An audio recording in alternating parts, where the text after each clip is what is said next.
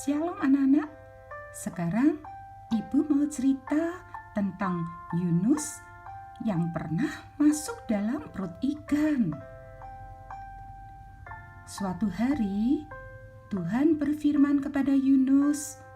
Tuhan menyuruh Yunus ke kota Niniwe untuk mengingatkan orang-orang di Niniwe supaya bertobat, karena mereka yang ada di Niniwe itu banyak yang melakukan kejahatan dan Tuhan sangat tidak senang. Tetapi karena Yunus juga tidak suka kepada orang-orang Niniwe, karena memang orang-orang Niniwe itu jahat, maka Yunus tidak melakukan apa yang diperintahkan oleh Tuhan.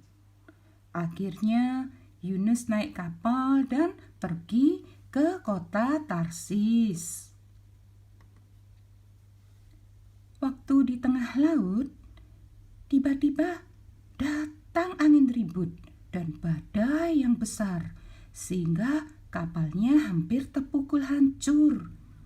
Awak kapal jadi ketakutan, sampai mereka membuang semua muatan yang ada di dalam kapal, supaya kapalnya jadi ringan.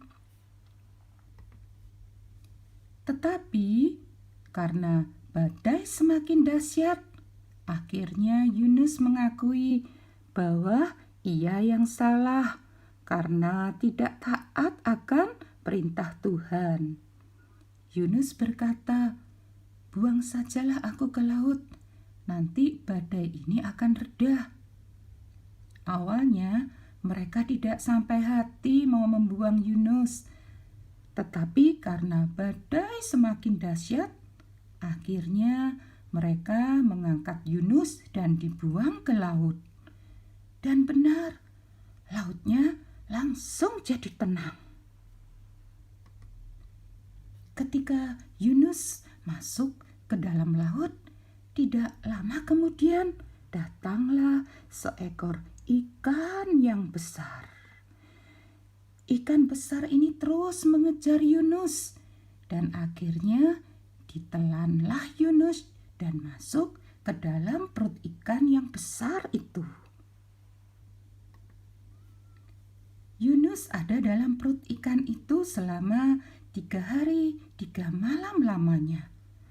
Selama dalam perut ikan, Yunus terus berdoa kepada Tuhan, minta kemurahan dan pengampunan dari Tuhan.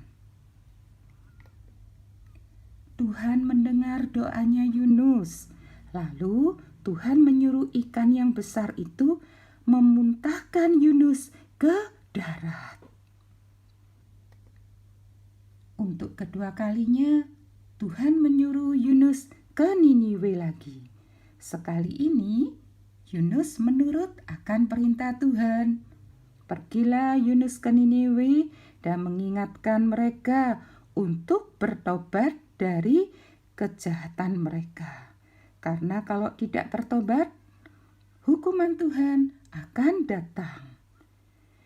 Puji Tuhan, ternyata orang-orang di Niniwe mau bertobat, sehingga akhirnya Tuhan tidak jadi menghukum mereka.